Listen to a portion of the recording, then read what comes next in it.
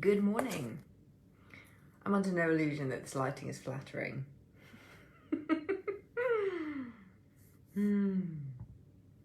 I am, however, in London and I'm in my hotel room and this is the best place for me to prop up a phone on this like vanity table that I've got in here. And yeah, so the lighting isn't great, but that's okay. We'll cope. I'll cope, I promise. Let's see if I can. You're balanced against 2 empty glass water bottles. I'm sitting on many cushions. I might need another one though, because I don't feel like I'm quite high enough. See that crazy pillow in the background, that spiky thing? It's like one of their signature vibes here. Just wait and see if anyone is available around, interested in joining me live. And I've got a little story to tell you. One sec. Probably should have made my bed before I did this.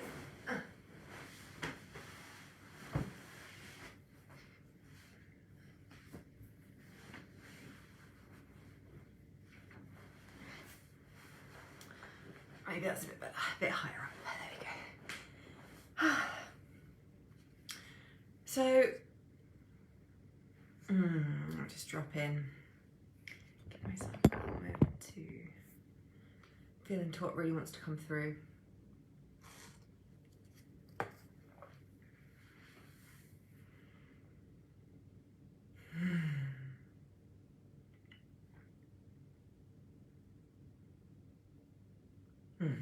Okay, so it's interesting to me how I think people forget sometimes that what you see of a person is who they are now. I was thinking about this last night. I can't remember why this came to me, and I'm just remembering now that I even had this thought last night, and then it's been compounded this morning on my little journey out to get my coffee. So last night I was getting this amazing dessert. I don't know if you follow me on Instagram, but I had this amazing dessert and I queued for it, and I was standing in the queue waiting for this fucking dessert, and like they got given a ticket and you had to wait outside and there was loads of people, and I was like, geez, like this is, I didn't even question it. I was like, I've been wanting one of these desserts. I've been wanting to try them for the last few times I've been in London, so fuck it, I'm gonna wait. So I'm standing there waiting for this dessert, and I'm looking through the window and there's 3 young guys in there, like grandma over here. There's 3 young chaps, 3 young fellows. Spitting on myself, lovely. Good morning. And if you're watching live or whatever, then do say hello. You know how I love to chat. You know how I love to chat. So I was standing outside this place getting this amazing dessert made, and there was like, I was like 273 and they were like on the little ticker tape thing, and they were on like 263 or something, and I was like, oh fucking hell, I'm gonna be here all night. But I just kind of stood there and I was waiting and waiting, and then I looked through the window and these 3 guys were like, they were moving so slow. I don't think it's possible for me to move that slow. That's how slow they were moving. Even when I worked in a coffee shop, I was like, ba, ba, ba, ba, ba, zing, zing, zing, like, shh, okay, let's go. There's 3, like, I know that the guy 3 people back always has a dark roast in the morning with no milk. So I'm like, right, let's just get that done. And I'm like, there's your dark roast, thanks. You know, like I'm always like thinking ahead and blah, blah, blah, like doing many things at once. And just like, that's where I thrive, is that kind of like buzzing energy, you know? So to look in that shop and see these 3 guys just like, I was like, huh, they're just taking their sweet, sweet time. And I got this feeling inside of me, this like, hurry the fuck up. Right, I wasn't starving. I just had a big fat burger and fries at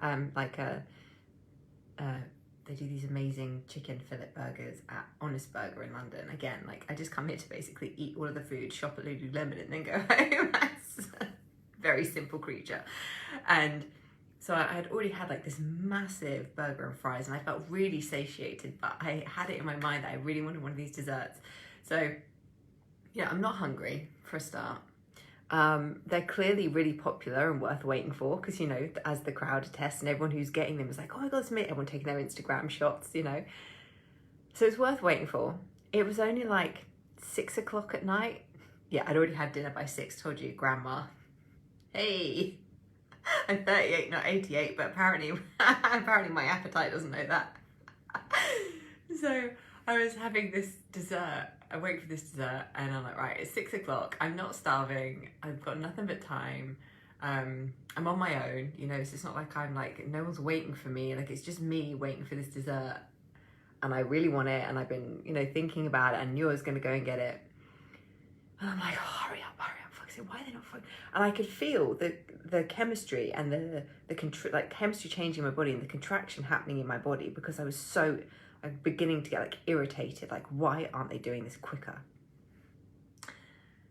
And as I did it, I was like, oh, I was so chill and happy before, and now I'm like allowing this external thing that's happening that's so small and unimportant. I'm allowing this little thing outside of me to take my power away.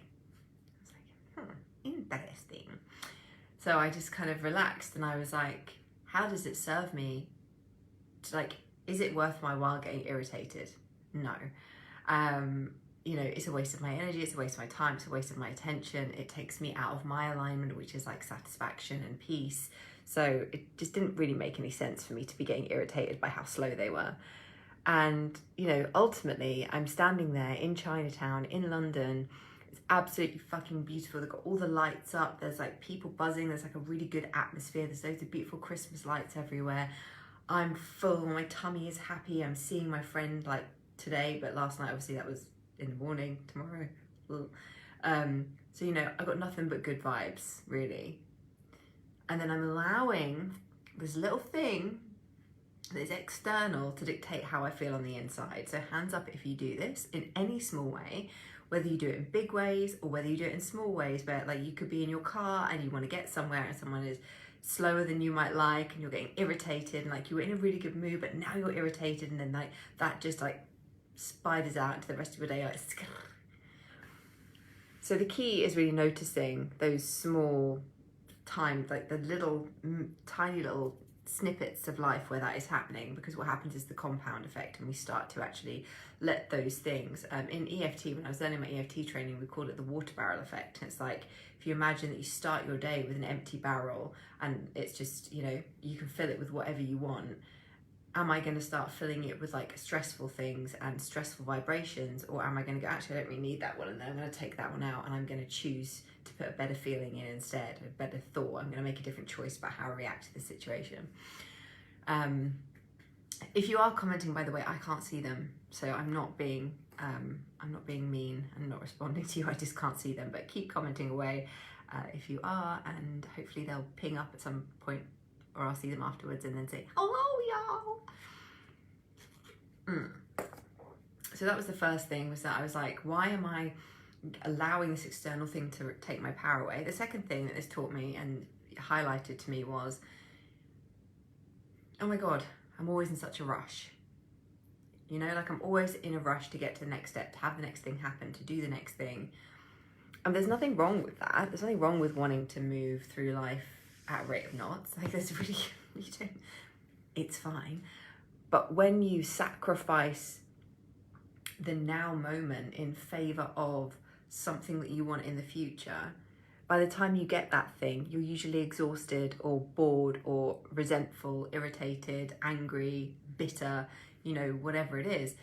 So that was the other thing that was kind of being shown to me. It was just like, everything we are asking, and I say this all the time, but like when I get those real life integration moments, I find it so, I don't know, I just find it's kind of like this little enlightening moment of like, oh look, I'm being shown by the universe, now is the time to practice that thing that I talk about, that now is the time to practice that skill that I have and get even better at it. Yeah. So in that moment I noticed like, when we talk about manifestation, I often use this analogy with my clients and in my offerings when I talk about manifestation. It's like, we put our order in with the chef, we put our order in through the waiter and we go, right, I would like the chicken and chips or whatever it is you want, right? I'd like the tomato soup, please, thank you. We'll go with something vegan just in case. Don't want anyone to feel alienated. So we'll go with the tomato soup, and, you know, off the waiter goes to the kitchen and he orders it. Now you can either sit at that table and freak the fuck out and stress out and be like, where's my tomato soup? Excuse me, miss, I ordered some tomato soup like 30 seconds ago, it's not here yet. So could you please just go and, yeah, okay, fine. Anyway, what are you saying? Yeah, okay, so great. Right, so I'm really sorry. Can I just stop you there? I just need to, excuse me, my soup still isn't here. So could you could we hurry this up, please? Now, by the time I get the soup, I'm so fucking irritated that the soup didn't happen like this. And that, you know, it's, what did I make that wait mean about me? Oh, this is coming through, this is new. What did I make that wait mean about me? That space in between me asking for the tomato soup and me getting it, the amount of time it took for that to happen, did I speed it up by stressing out? No. What I did do is I disconnected from anyone else who was at that table with me. I disconnected from my own inner sovereignty, my own sense of peace, my own sense of satisfaction, and just, you know, feeling goodness. I sacrificed all of that because I was so desperate for the soup. And what did I do? In sacrificing those joyful moments, those moments of being really mindful and present in my life between the asking and the receiving of the soup from the kitchen, I pissed off the waiter, so they probably spat in my soup. I pissed off anyone else who's around me because they were just trying to have a lovely time in a conversation. I'm being an asshole, like, what's my fucking soup? And I've got myself into such a heightened state and I'm so irritated. Do you think I'm gonna enjoy that fucking soup? I'm probably gonna feel like a bit ashamed and embarrassed of myself for being so rude and impatient in the interim. I'm also gonna feel like tight and like either that, or I'm either gonna go shame, oh god, I shouldn't have done that, oh my god, that's awful, and then just feel terrible about myself and then hide away from the world for the rest of, you know, the week or whatever, and like shame spiral. Or I'm gonna be like, no, that I was totally justified in that, and I'm gonna keep fucking holding that cork under the water and being like, no, I deserve to feel this way because it took really long time for my fucking soup to get here. Rah! And be one of those people, you know, like, so it's that moment in between the asking and the receiving. What are you making that mean about you? Are you able to get like even more excited about the receiving of the thing? Because that is an option. I can feel my physical chemistry and my body chemistry adapt so fucking quick now because I do this work so regularly, right? This is what this work does. It makes you more resilient. It's not that it's suddenly like, oh, look, my life is completely different. Oh, magical. It's like, even when things come up in life, we're able to handle them differently. And I'm using the soup as an example because it's not emotive. And I want to remove the emotion, because when we start bringing emotions and we make things mean things, you can be like, oh yeah, well, that's fine because it's only soup. But what if it's this? What if it's the money to pay the bills? What if it's, I don't know when I'm going to hear from somebody who, you know, I don't know when I'm going to hear from somebody again. All of this kind of stuff. When we're able to live that gap, when we're able to live the gap between the asking and the receiving in a way of positive expectation, it can look like this. I'd like the tomato soup. Okay, great. Now I'm just enjoying myself. I'm conversing with my friends, and every now and then I think about the soup. And rather than going, fucking soup isn't here yet, in lack, scarcity, fear, doubt, where's my fucking soup? I'm not important. People don't value me. It should be here by now. This must mean that they don't care about me and that I'm not valuable and I'm being dismissed and all this fucking deep wounding coming up from childhood, you know? It's like, it's just some fucking soup, chill out, Noel. But then I can either do that, or I can think about the soup and be like, oh my god, I ordered that soup. Oh my god, I fucking love this soup. Wait till the soup gets here, by the way. Oh my god. When, like, it's so good. It is like the best tomato soup I've ever had. Anyway, sorry, what were you saying? Yeah, well, that's really cool. Carry on with the conversation, carry on having a nice time. Maybe order another glass of wine or another glass of lovely water or whatever it is you're drinking, you know. Can I get some more poppadoms for the table or whatever? And then the soup arrives and you're like, oh, the soup is here, right? So you can try and convince me otherwise, but I've been doing this work for a long time now. And I can tell you that the moment between the asking and the receiving is really a choice about how you feel. It really is a choice about how you feel. And this is what we're doing in the clearing intensive. And my beautiful ladies in there are having all these like aha moments, seeing like, oh my God, I've been totally in victim mode because I've been giving my power away to like someone else who said something, or I've been giving my power away to this person who I always ask for permission, or this thing that I think is like impossible. And really, It's when we remind ourselves that we are infinitely powerful through the choices that we make in each moment. And it really is just a choice about how you want to feel. People have shit going on in their lives. There are people who have real big shit happening in their lives. And there are some people who deal with that in a way of, okay, I'm going to make the best of it and I'm just going to keep doing what I know to do, and I'm going to trust that I'm going to get beyond this, and then I'm going to do whatever it takes to get through this. And then there are people who don't do that.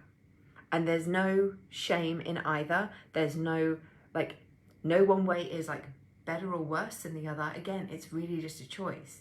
For me, even when I was suicidal and I had the worst back pain I've ever experienced in my life, and because I was so, you know, emotionally distraught at the time after my friend committed suicide, you know, I think people see me now and they're like, oh, she's so confident. She's so confident. And I'm like, yeah, I am. But like, that doesn't mean you can't be too. It's not like there's just a pot of confidence and I've got a confidence pie and I've got like a really big slice. There's only a little smithereen, like some crumbs left for you. It's like, no, I've got my own pie and you can have yours as well. And you can make that pie as fucking big as you want and you can flavour it however you want as well. And as usual, I've gone completely off topic, but that was obviously important, so I shared it.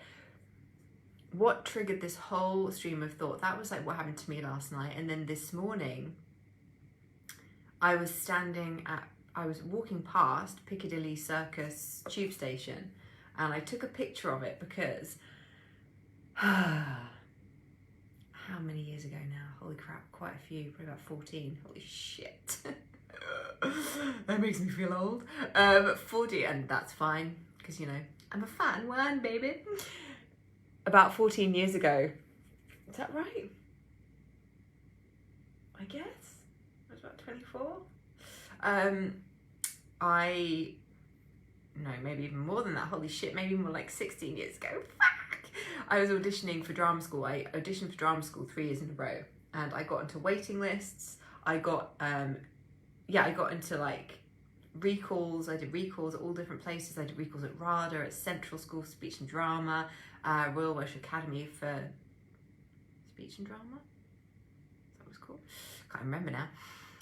So yeah, I did 1 year, I did 13 auditions. I literally flew to the UK, because remember I live in the Channel Islands. I had to fly to the UK 13 times on a charity. I was working for an arts charity at the time, so I did not have a lot of money in the bank, but I flew to London to do these fucking auditions, 13 of them, and then I had some recalls, so I had to come back for those, and then I didn't get in.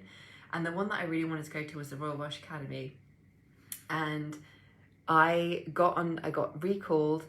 They said to me, you're too, you know, coming and doing like the graduate, the normal baseline entry level, whatever it's called, program, you just be like, it's just not for you. You'd have, you know, we want you to come and audition for the, what is it when you graduated? Oh my God, it's been such a long time since I've actually been in academia that I literally can't even remember what it's called. Is it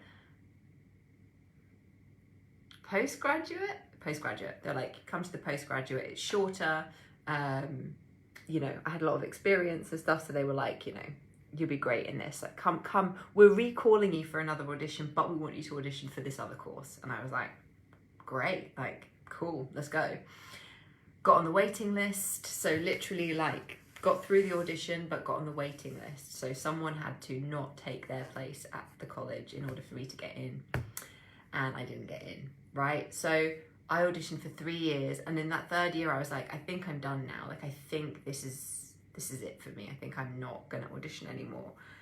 And then my friend committed suicide, and I was in a lot of pain. I was in a very unpleasant, you know, emotionally unpleasant relationship, and yeah, just like there was so much shit going on in my life at that time. And I remember coming to London for one of those auditions, standing in Piccadilly Circus, and I saw the very place where I was standing. As I was walking past it today, I looked across the road and I saw it, and I was like, fuck. I remember standing in that spot, having probably in the top 3 panic attacks I've ever had in my life. everything was swirling. I felt like I was going to die. If you've ever had a panic attack, like a full-blown panic attack, it feels like you're going to die. And I was just standing there, everything was swirling around. I felt like I was going to die. My heart was going, everything felt like it was closing in on me. I was just absolutely like full-blown panic attack. And I stood and I looked at that corner and I was just like, fucking hell, I've come a long way, you know?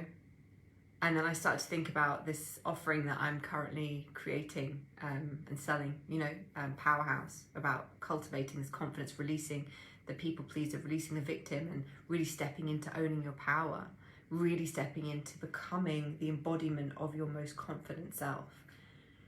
And I was like, it's no surprise to me that as I'm being initiated into the creation of this offering for you guys, I have that memory come up. And that I'm getting these little pings around like all the places where I can still accidentally and like on reflex give my power away to external circumstances.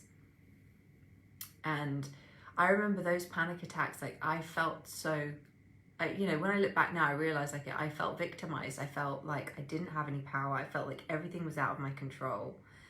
And I probably wasn't really ready to be at drama school, because if that's how I was responding to life in general at the time, then it's no real surprise that the universe was like, she's not ready. If we give her this spot at university, she's gonna fucking break. Like she ain't ready for this shit. So what I know now through all of the work that I've done, right? So like, I didn't just sit on my ass and go, oh, well, this is my life now. I'm just going to be a panicky ball of nerves the whole rest of my life. As soon as I knew that there was another way, when my friend died, it was like everything kind of went, you know, and I either had to make a choice whether I was going to allow myself to get dragged under, or whether I was going to start to piece myself back together. And it was purely accidental. I've told the story so many times now, but it was purely accidental that I found like EFT and NLP and a lot of the modalities. You know, I've now gone on to learn many modalities because I see the value of this work. But what you got to remember is at the time, like, yes, I'm in a position now where investing in my personal growth is like the top of my list. I've literally just committed to investing 60K in a fucking business and mindset coach, because I know she specializes in using human design and helping you use your human design in your business. And I'm like, cool, I get to grow. Amazing. 60 grand. So some people might look at that and be like, fucking I wish I had 60 grand. Well, yeah, that was me. You know, it's not like I just woke up one day and went, oh, poof, look, ta-da! I've got a, you know, 6-figure business and I'm doing all this fun shit and I'm really happy with my body and I feel confident traveling on my own. And, you know, like, I didn't just fucking wake up this way, you know? I put the fucking work in. And by the work, I mean, I committed to not playing into a story of victim and a story of, you know, letting the panic attacks win, a story of like letting other people dictate to me what was possible for my life. And I'm not going to say that it was always easy, because it wasn't. Some of the shit you have to face on these journeys is fucking dark, man. And some of the shit that's happened to us in our life, we don't really want to look at again. But if we continue to live in the shadows, it's like this fucking weight that drags us down. And my deepest desire for every human on this planet is to realize that when they decide to put the bags down, it is then that their path will become clear. It is then that they will see the next step. But if we are really concerned with holding onto our fucking baggage, we're not going to be able to take the next step, because we can't take it all with us. We just can't, and nor should we have to. I just don't believe that humans have to, like, I don't feel like we were put on this planet to feel bad. I don't think it's okay if we just allow ourselves to give up and keep feeling bad. And my 6th line in human design is like all about, you know, seeing things a different way, seeing things from an elevated perspective. And I completely understand that, like, there was a time, for example, in my business where I'd look at other people who were talking about making more money and stuff, and I'd be like, well, it's all right for you, isn't it? It's all right for you. You've already fucking got X amount of money. It's all right for you because you've already been in business for however long. Yeah, but they had to start somewhere. And the same is true with confidence. It's like, thank you, Alanda. That really means a lot, particularly as I know you've worked with me very closely, so I know that you know me very well and you understand what it's like to actually be on the receiving end of me. Thank you. I really appreciate that. I received that. Thank you. Just receiving. Thank you. But you know, it's not, I don't tell you these things so that you can be like, and I know this isn't what you're doing, Alanda, this is just what's coming through next. I don't tell you these things about my life or about my journey because I want you to feel sorry for me, or like, wow, she's so amazing, she overcame it. It's like, yeah, I am amazing because I did fucking overcome it. So yeah, like, that's fine, I'll take the praise. But really, the most amazing thing, in my mind, the most amazing thing about me as a human and other humans is when we literally grab our desires by the vajayjay and just go, this is what I want and I deserve to have it. And you know, it is so fucking uncomfortable to claim what you want in a world that would love to have you oppressed by fear, and a world that would love to have you oppressed by buying into lack mentality and scarcity and just fucking profiting from your disempowerment. And I'm like, no, if I'm going to profit from anything, it's going to be your fucking empowerment, right? Like, if I'm going to make money from anything, it's going to be from helping you feel better, not fucking feel worse.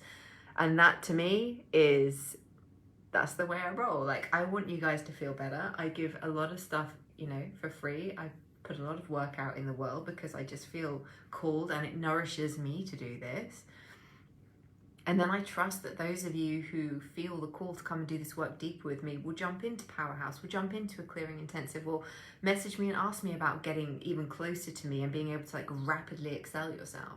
When you work with me one-to-one, you literally have access to me on your phone at all times. You can message me at any fucking time. You can send me voice notes and go, I'm fucking freaking out because I made this decision and I claimed what I wanted, but now I'm questioning myself and holy fuck, I don't know what to do.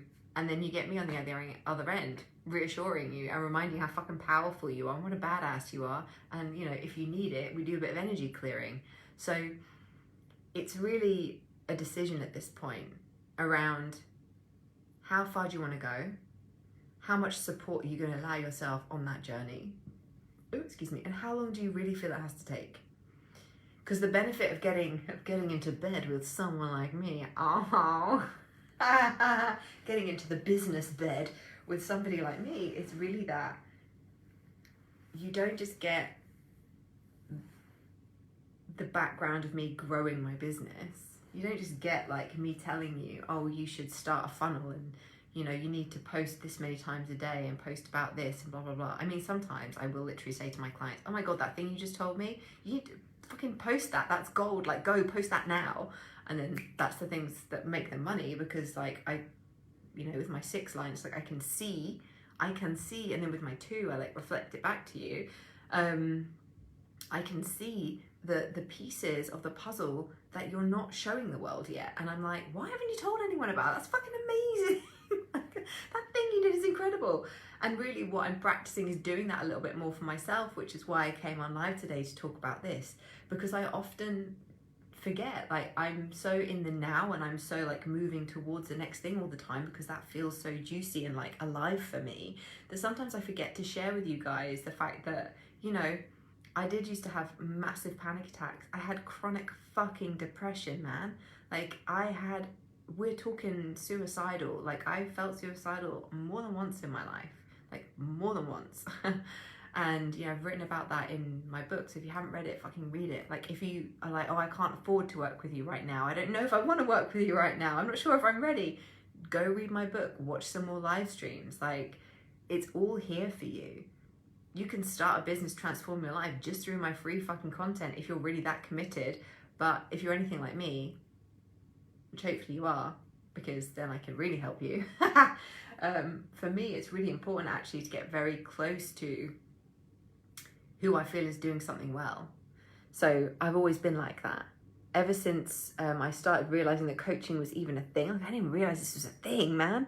I didn't know coaching was a thing when I first started my business. And then I met a business coach, and I was like, oh my God, you literally help people start their business. Whoa, that's exactly what I need. And I didn't even know that I needed you until I met you. And it was like the universe gifted her to me. So back in the day, there was this piece around, oh my God, when I first started my business, bear in mind, again, I was working for an arts charity. So I make now sometimes in a month what I made in a year there, because it was like, it was an arts charity. It was like, there was not a lot of money being splashed around on the employees, let me tell you. So because I had this, like, I had not a lot of money, but I knew even then, like, it's mad, when I look back, fucking hell, I'm so proud of myself. I really am. Because when I look back, I invested when it made no fucking sense. I invested right at the beginning of my business, where I didn't even have like clients or a space or anything. I was like, I just knew I needed this woman to support me. And it was like, by saying, I'm fucking doing this, that I like felt something click inside me. I was like, holy shit, I'm doing this. And this is what I feel people experience when they come and work with me. So it's like, as soon as you sign up for Powerhouse, which is the latest, right, in the comments, like, fucking get your ass in there. It's going to be immense. Like, what a way to fucking start January. Like, hello, 2020, let's go, champs. It's, as soon as you say yes, and I've experienced this so many times that I can confidently fucking tell you this is the case. When you say yes and you're like, I know I need to do this, because when I say yes to this, I'm saying yes to actually taking myself seriously in this area of my life. Like, I'm gonna fucking do this. Click. Poof, things change. And it feels so good. Ever since the beginning of my business, I've made investments that didn't make sense. I invested like half my monthly wage in a business coach, and I didn't really have a business yet. I then invested, I'd been like putting savings away because it's just something I was always taught to do as a kid. And I'd been kind of putting bits of savings away. I didn't really know what for, but it's just habit. I was just doing it. So I had like a little bit of money put aside, just a few grand. And then I decided, don't know why, to have like a promo video made. And I had one of someone who is now a friend of mine, because we just totally clicked doing this process. She came, and it was like 3 grand. It was 3 grand. Bearing in mind, this is like 6 years ago. That was like a lot of money. That was not even for coaching or for, like, it wasn't necessarily, it wasn't a given that I was going to have this thing made and it was going to bring me business. But for some reason, I just felt like I wanted it and I needed it. And it was like, when I got that, it's like, oh. And as soon as I said yes, I freaked the fuck out. I was like, holy shit, this is so much money. Like, I'm not going to have any money left in my savings if I actually invest in this. But I just knew that I had to do it. So I did it. And that video is still up on my YouTube channel, and it's got like, a lot of views. Even though it's not really relevant to my business model anymore, it's like this, again, it's just like one of those things. It's like, I said yes. I said yes to myself, and I invested, and I did the thing. And I've done it again. I've done it time and time and time again. I have invested hundreds and hundreds of thousands of pounds in mentoring, growing my skill set, traveling around the world to immerse myself in experiences that help me grow, that I can then help you guys. I'm not somebody who just sits on their ass or reads books or like watches other people do it. I'm fucking in the trenches doing this shit. I am learning from the doing of it. And that is why I have zero problem with charging what I charge, and will be putting my prices up again next year, because for every single year, there's a compound effect. Every single year that I keep growing and growing and growing. And this is what people, they sometimes stop, they give up, or they stop saying yes to themselves. They stop saying yes to what they want next. And I don't say yes to what I want next from a place of not being deeply grateful for what I have now. I say yes to what's coming next because I'm so grateful for what I have now. And I said this to the ladies in my clearing intensive that's going on right now. And I got very emotional about it, because on Thursday morning I had a memory pop up. Blimey, this live stream could be a fucking masterclass. There's so much juice in here. There was a memory that popped up for me on my Facebook page on Thursday, and it was me. It was 2 years ago. It was me training with my one-to-one trainer. I was physically a different shape. Like, I was a lot heavier, a lot less happy with my body and myself in general. And I saw that and I felt very emotional, because I looked at that me and I was like, wow, that was the me 2 years ago who decided that she was going to get her shit together, start exercising, start treating herself like an athlete. So like locking in that identity piece, like we're going to be doing with Powerhouse, like locking in this identity so that you've got this resource, this internal resource that you can draw on and radiate out, so that you can draw on and you can move forward from that place with that energy. It is that internal frequency that we're going to be anchoring into the body, this confident, powerful, self-assured, all-knowing, wise, deeply grounded version of yourself. That's what we're activating. That's what we're anchoring in during this program, because then you will see what happens when you make decisions from that place, when you make that decision from that piece of yourself who already knows that the outcome is a given. Of course, my body was going to change as soon as I did this work, did this identity work around really claiming the athlete. Of course it was going to change. And the way that I feel about food and the way that I treat food. I mean, what I ate yesterday, like I was telling you at the beginning, if I'd have done that 2 years ago, even a year ago, if I'd have done that, I would have been in a massive shame spiral. And last night, I celebrated myself. I looked at that picture and I was like, holy fuck, like, it didn't even dawn on me to feel bad about eating a massive burger and chips and then going and getting this like big, fat, hot waffle with a load of ice cream and all these different like sugary sauces on. I'm not saying it's the best for my health, like, you know, not saying that I didn't come back and feel slightly nauseous and bloated because I'd eaten way too much. However, I didn't feel guilty and I didn't feel shameful, and I woke up this morning, am I looking like a lean bean again? Because I just don't give a fuck anymore. Like, I eat what I want to eat, and I know that I train a lot and I feel good. So I know that I've got balance, because I'm coming from a very embodied, deeply knowing, confident place. I trust myself around food. I trust myself around money. I trust myself to make the right decisions in my business.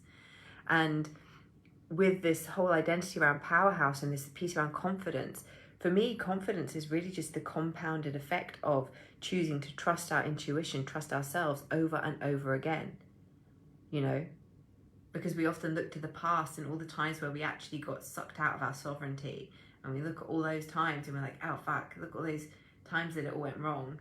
I better not make any more big leaps. I better not make any new decisions or any new commitments, just in case. What if it all goes wrong? What if it all goes right? Like, what if there's no such thing as wrong? What if, you know, you just fail forward fast and you just keep going and you're like, oh, okay, cool. Oh, got graze my knee. Whew, okay, have a little cry, put a little plaster on it, let it heal, and then keep on going. You don't have to let each fall, each trip, each stumble define the person that you are and what you get to achieve moving forward. That's bullshit. That's just really limiting, and like, oh my God, who wants to live a life that way? You know, like, choose again, choose better, keep choosing, keep moving, just keep rolling, just keep choosing, keep moving. There's one final thing that I was saying there before my manifesting generator brain told you 8 things at once. What was it? Let me just feel into whether it's actually important, if it needs to come back.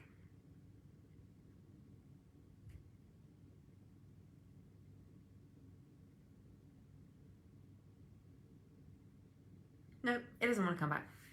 Cool. Well, thank you for joining me. Ding ding.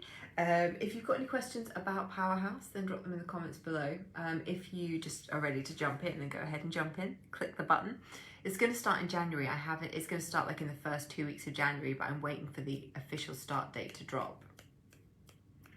I keep hearing the 4th of January, So I'm like feeling like maybe something's happening on the 4th or 10th. It's like there's these 2 dates that are kind of like, I can see, I can feel. So I'm just waiting for the official start date to like properly drop, and then I'll let you know when that is. But if you've got any questions in the meantime, please drop them in the comments below. And if you, oh my God, what is going on with this hair? Look at this. Is it time for a haircut? Do you think it's time for a haircut? I've been fanning around with it the whole fucking live stream. And I know it's like still cool and shit, but like it is starting to become. I look like a diamond. Look, look, shine bright like a diamond. Yeah, so that's it. I'm such an idiot. I love me. It's fun being me. Come and play in my world. We have a great time. So yeah, if you've got any questions, just let me know in the comments below. If you're looking to work with me one-to-one, that's cool. Message me in my inbox. That's what my inbox is for people who want to work with me. If you're intrigued by getting more in the Noli juice, all of my pricing for my one-to-one work is going to go up on the 23rd of December. So if you are looking to work with me, now is the time. Oh yeah, let's go. I'm excited. Okay, thank you for being here. Love you, bye.